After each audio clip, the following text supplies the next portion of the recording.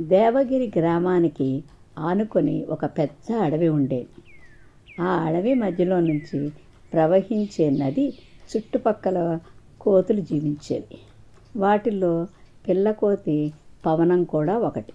అది మహా తింగర్ది. అల్లరి చేష్టలు మానుకోమని చెప్పినా వినేది కాదు. నదికి ఒకవైపున చెట్టు మీద నుంచి మరోవైపు ఉన్న చెట్టు మీదకి దూకుతూ ఉండేది. ఆ ఆట ప్రమాదకరమని మిగతా కోతులన్నీ వారించినా అస్సలు వినేది కాదు.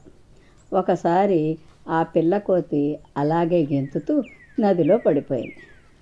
ఈత రాకపోవడంతో గట్టిగా అరవసాగింది.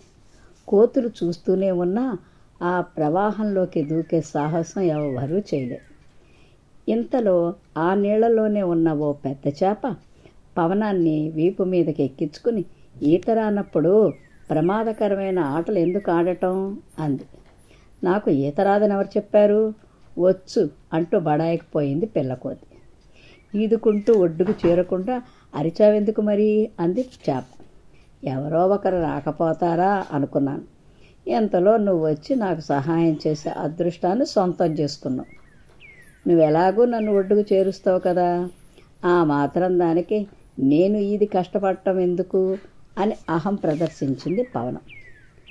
సాయాన్ని పొందుతూనే దాన్ని తక్కువ చేసి మాట్లాడడం చేపకు కోపం తెప్పించింది. దాంతో ఒక్కసారిగా పవనాన్ని నీళ్లలో పడేసింది. వరదలో కొంత దూరం కొట్టుకుపోయి ఓ బండరాయిని ఆసరా తీసుకుని ఊపిరి పీల్చుకుంది. ఎలాగో అలాగా కోతుల గుంపును చేరుకుంది. అహంకారంతో ఈత వచ్చినట్లు చెప్పి నా ప్రాణం మీదకు తెచ్చుకున్నాను. ఇప్పటి నుంచి మీ మాట వింటూ బుద్ధిగా ఉంటాను అంటూ తలదించుకుంది పిల్లకోతి పవనం.